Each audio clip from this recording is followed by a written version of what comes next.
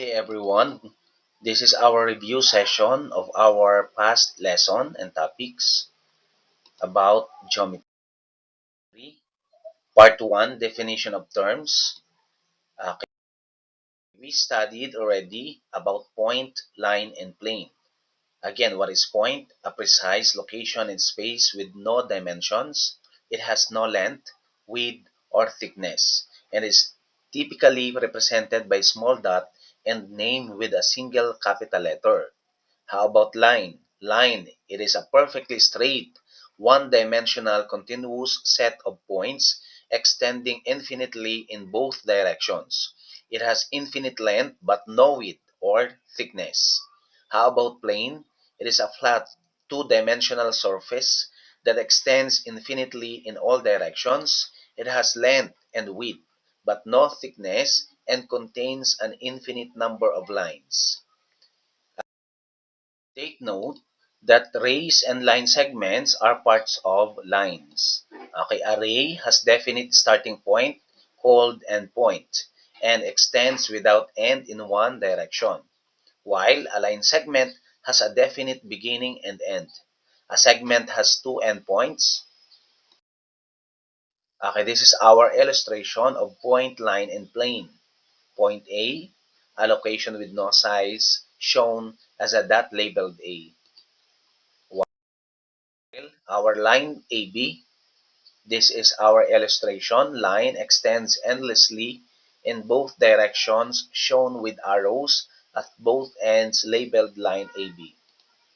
And our plane M, we have plane, a flat surface extending in all directions shown as a parallelogram labeled plane M.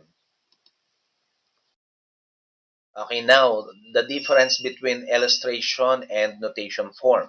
A line, segment, and ray. Okay, as we can see here, this is our illustration or drawing. Okay, a line, segment AB and array AB. Okay, see the difference of the arrow and the drawing illustration. While on the other hand, we have the notation form of line, segment, and ray. This is the notation form of segment AB, and this is the notation form of ray AB. Now we are going to decide whether each of the following represent a point, line, or a plane.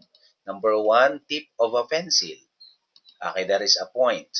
Number 2, edge of a ruler. That is a line. Number 3, surface of a table. Correct, that is a plane. And star in the sky. That is a point. Straight road. That is a line. Wall or floor. That is a plane. Okay, now this is our part 2, definition of terms. Angle pair. Two angles studied together because they have a relationship. Congruent angles, angles that have the same measure. Complementary angles are two angles whose sum is 90 degrees. Supplementary angles, two angles whose sum is 180 degrees. Adjacent angles, angles that share a common vertex and a common side but do not overlap. Linear pair, two adjacent angles that form a straight line, their sum is 180 degrees. Vertical angles, opposite angles formed by intersecting lines, they are congruent. Okay, we're going to match this activity. Number 1, two angles whose measures add up to 90 degrees. The correct answer is letter F, that is complementary angles. Number 2, two angles whose measure add up to 180 degrees. The correct answer is letter A, supplementary angles.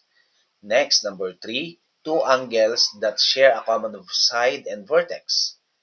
The correct answer is letter E, adjacent angles. Number 4, two angles opposite each other when two lines intersect. They are congruent. Number 4, the answer is letter D, vertical or opposite angles. Number 5, two adjacent angles whose non-common sides form a straight line, their measures add up to 180 degrees. The correct answer is letter C, linear pair, because linear pair is also a supplementary angles. Okay, now we are going to name the special angles and its relationship. Okay, number one, as we can see, this is our figure illustration. Okay, we're going to name it and its relationship. Okay, the correct answer in number one is adjacent angles. Okay, as we can see from the given figure. Next, how about given number two? Kino-compare natin ang dalawang angle measure. We have 120 degrees, meron tayong 60 degrees. Okay, and its relationship, this angle is what we call as supplementary angles. Why? Because the sum of two angle measures is 180 degrees. Next, number three, that is vertical angles. As we can see, angle 1 is vertical to angle 3. Angle 2 is vertical to angle 4. Next, number 4, as we can see, this figure is congruent angles. Why? The sum of two measures, 45 plus 45 is 90 degrees. Therefore, congruent angles, they are said to be congruent, and aside from that, they are also complementary angles and also adjacent angles. Next, number 5, 90 degrees and 90 degrees. Okay, actually, kung mapapansin natin, nag-form sila ng perpendicularity. Okay, meron silang congruent angles. Meron din silang supplementary kasi kapag kinuha natin ang sum ng 90 degrees at 90 degrees, ang sum nito ay 180. Yes, we can say also that this example figure is adjacent angles. And of course, as we can see also, linear pair is also a supplementary angles. Okay, next, we're going to identify again letter A for our generalization for this part. Letter A, we're going to identify the angle pair shown in each figure. Okay, number one figure for our practice. Okay, correct. That is complementary angles. Ang sum nito, kapag inad natin ay 90 degrees. Next, number two figure. Okay, that is vertical angles. Next, we can also say that this is also a congruent angles kasi nagpapakita ang arrow na they are said to be congruent. Okay, next, how about this figure? Third figure is supplementary angles and linear pair. Next, this figure, number 4, correct, that is adjacent angles. Next, fifth figure, that is 60 plus 120, katulad nung kanina, similar, supplementary angles. Ang sum nila ay 180 degrees. And we have the sixth figure, congruent angles, adjacent angles, and complementary angles. Katulad lang din nung kanina. Okay, next. How about letter B? We're going to answer this true or false. Number 1, vertical angles are opposite angles. The correct answer is true. Next, number 2, linear pair angles always add up to 180 degrees. The correct answer is true. Yes. Next, number 3, complementary angles are always adjacent.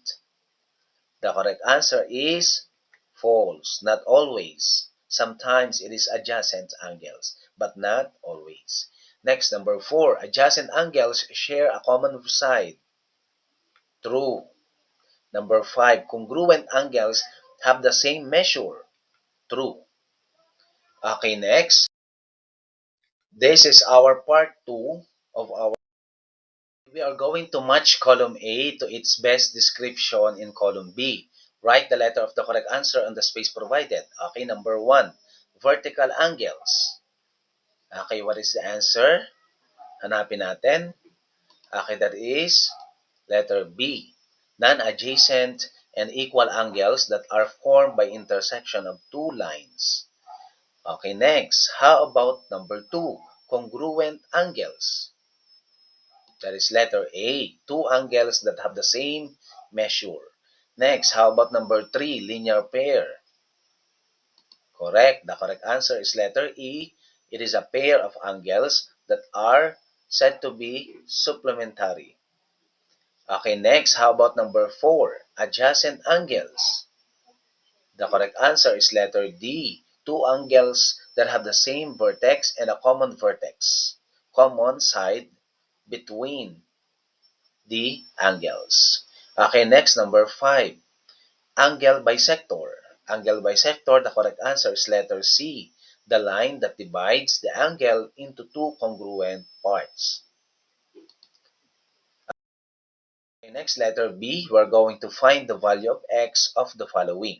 Okay, as we can see, the first figure, okay, ang mapapansin natin dito, meron tayong kinukuhang variable x o yung value ng x. Okay, kung ang kanyang relationship, as we can see, ay vertical angles, tatandaan, kung ang x ay naka-vertical sa 80 degrees, they have the same measure. Therefore, the correct answer here is 80 degrees. Okay, therefore the value of x here is 80 degrees. Okay, next, figure number 2. We have 20 degrees measure and we're going to find the value of x. Okay, as we can see, ano ba ang relationship ng 20 degrees at ng x? Okay, tama. Meron tayong linear pair. At ang sum, ang measure ng linear pair ay supplementary, which is 180 degrees. Okay, isusubtract natin. 180 minus 20, tama. Ang tamang sagot ay 160 degrees. Okay, pero as we can see, kapag kinuha natin ang measure nito, yung angle nito, to, yung may markings na blue, ayan, anong measure niya?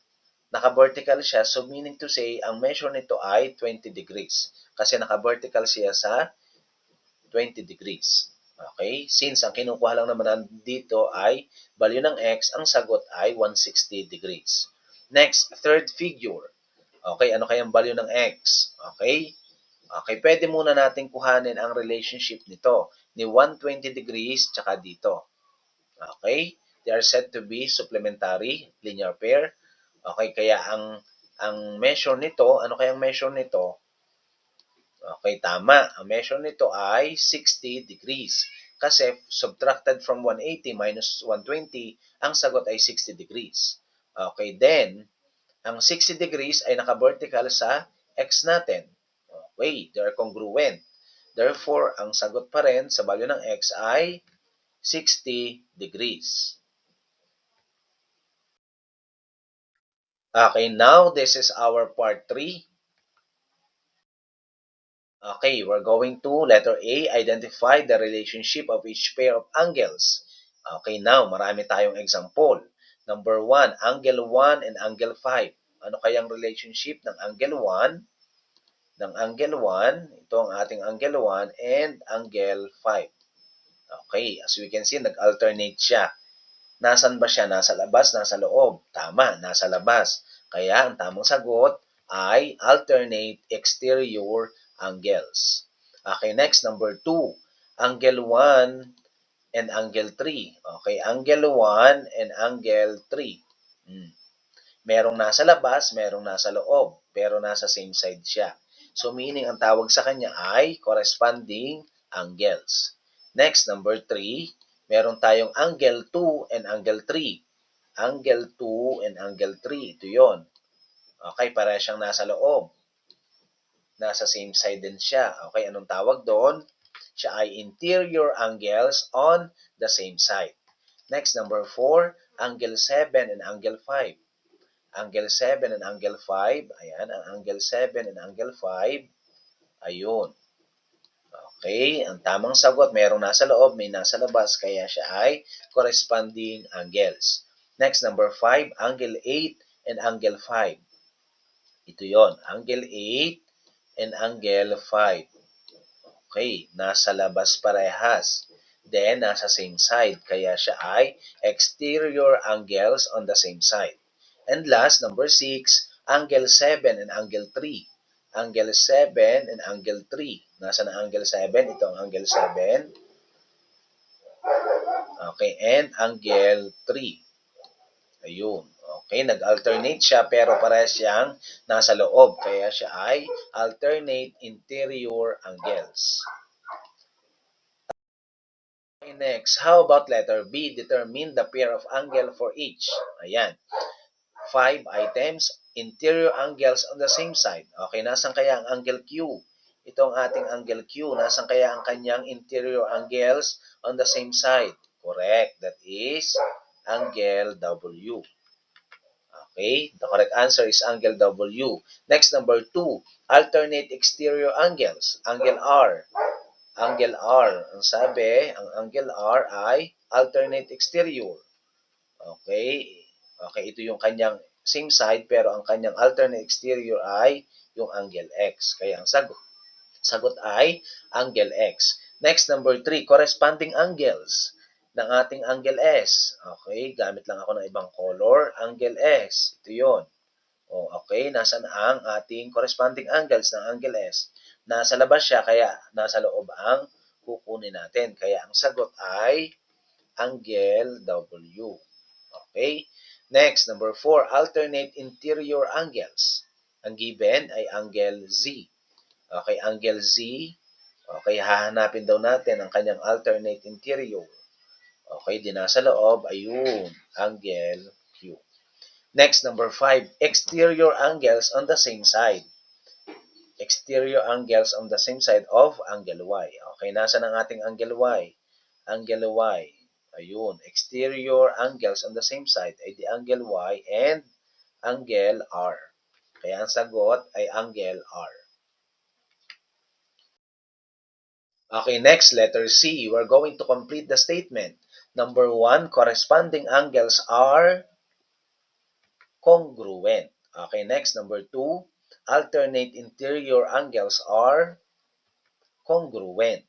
Next, number 3, alternate exterior angles are congruent.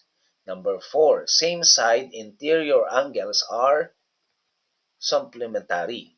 Again, they are said to be supplementary because the sum is 180 degrees.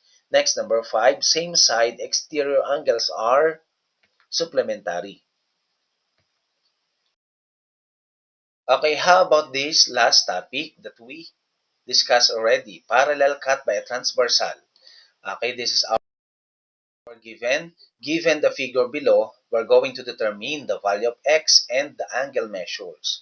Okay, paano nga ba kunin at sagutan ang ating given figure na ito? Okay, una, we're going to solve the value of x. Okay, yun muna ang ating kukunin. Kailangan makuha natin at masolve ang value ng x. As we can see, what is the relationship of 2x plus 20 degrees and 3x minus 10? Okay? Ang 3x minus 10, ito na din yung ating angle 3. Ayan. Then, 2x plus 20, wala namang name ang kanyang angle. Walang angle number. Kaya ano ang relationship ng dalawa? As we can see, ang relationship nila ay corresponding angles. Isang nasa labas, isang exterior, isang interior, kaya sila ay correspond to each other. Okay, corresponding angles. Okay, kapag corresponding angles, ano ang kanyang relationship? Ano ang measure nila? They are said to be congruent. Kapag equal sila, wala pa tayo totaling measure. Anong gagawin natin? Isosolve muna natin gamit ang ating pagkuha ng value ng x. Since they are said to be congruent and equal, we're going to equate it. Okay, this will become 3x minus 10 equals 2x plus 20. Okay, meron tayong linear equation dito. Bakit natin equal sign? Kasi ang 3x minus 10 ay equal daw sa 2x plus 20. In-equate natin. 3x minus 2x equals 20 plus 10. Niliban natin yung negative 10 sa right side. Okay, we have x equals 30. Ang value ngayon ng x ay nakuha na natin, which is 30. Then, anong gagawin natin pag nakuha natin ang value ng x, which is 30? Okay, magsasubstitute na tayo dito sa ating 2x plus 20 o kaya naman ay 3x minus 10. Okay, alin ang uunahin natin? Ito muna. Kasi may pangalan ito which is angle 3. Therefore, measure of angle 3 equals 3x minus 10. Ihuli na lang natin yung degree unit. Then, this will become measure of angle 3 equals 3 times 30. Bakit 30? Yung x dito, sinubstitute na natin yung nakuhang value which is 30. Kaya 3 times 30, that is 90 minus 10. 90 minus 10 is 80 degrees. Nilagyan na natin ng degree measure. Therefore, the value of measure of angle 3 is 80 degrees. Since nakuha na natin ang value ng measure of angle 3, anong gagawin natin? Ibig sabihin, ang angle 3 natin ay 80 degrees. Okay, pwede na nating ilagay yung sagot sa angle 3. Measure of angle 3 is 80 degrees. Ngayon, alin dito ang pinakamadaling kunin? Okay, ang pinakamadali na dito ay yung kanyang kalinear pair, which is angle 2. Okay, linear pair, remember, they are said to be supplementary. Okay, ang supplementary ay 180 degrees. So, subtract na lang natin. 180 minus 80, kaya ang sagot ay 100. Okay, ito na ngayon ang value ng ating angle 2. Measure of angle 2 is 100 degrees. Alin pa ang pinakamadaling kunin? Tama, yung angle 5. Naka-vertical ito sa 80. Pag vertical angles, they are said to be congruent and equal measure. Okay, therefore, ang angle 5 natin ay 80 degrees. Okay, next. Aside from that, alam natin na ang 2x plus 20 ay equal dito. Kaya ito ay 80 degrees din ang 2x plus 20. Wala nga lang pangalan ang angle niya. Pero makukuha natin ngayon ang angle 1 kasi yun ang naka-linear pair dito. Okay, linear pair ang angle 1 dito. Kaya ang sagot sa angle 1, that is 100 degrees. Subtracted from 180, 118 minus 80 is 100 degrees. Ito na yung value ng ating measure of angle 1, 100 degrees. Alin pa yung natitira? Tama, yung angle 4 at angle 6, pwede na din nating makuha. Okay, now, ano ang relationship ng angle 4? That is vertical angles, naka-vertical siya dito. Kaya ang angle 4 ay equivalent sa 80 degrees. Paano naman ang angle 6? Naka-vertical naman sa angle 1. Okay, naka-vertical. Ano ang measure ng angle 1? 100 degrees. Kaya ang sagot sa measure of angle 6 ay 100 degrees din. Okay?